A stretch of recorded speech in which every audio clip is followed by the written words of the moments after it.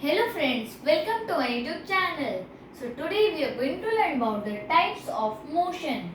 So there are mainly four types of motion: rectilinear motion, circular motion, rotational motion and periodic motion.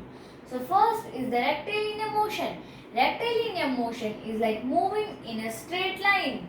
So this is rectilinear motion. Now circular motion. Circular motion is like there is an axis in between, around that you are rotating.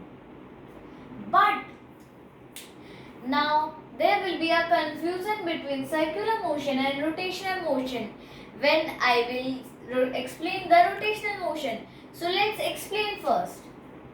Rotational motion is the the thing is rotating. So there is a confusion in between. How to differentiate between circular motion and rotational motion? So now let me explain that.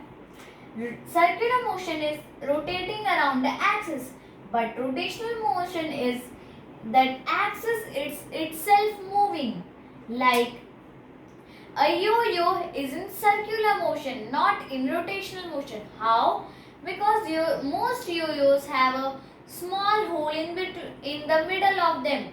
So when they rotate, then they are in circular motion because the beach in the middle, the space is empty. So the axis is right there in the middle.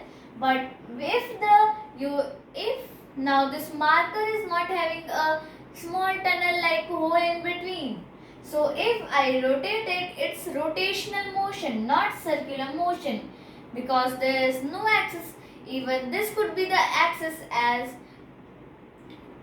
this is rotating, so it's in rotational motion. Like you could consider the blade of the fan in circular motion, but the center of the fan is in rotational motion. Okay, so now the periodic motion. Periodic motion is like a type of motion repeats itself, like a swing that repeats the swing's motion is repeating in a same time interval. And now you could the swing, there is a little change. So let's take the example of pendulum.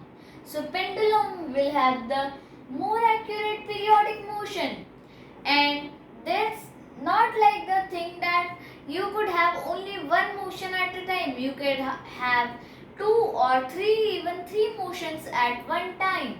Like a bicycle, the wheel of a bicycle.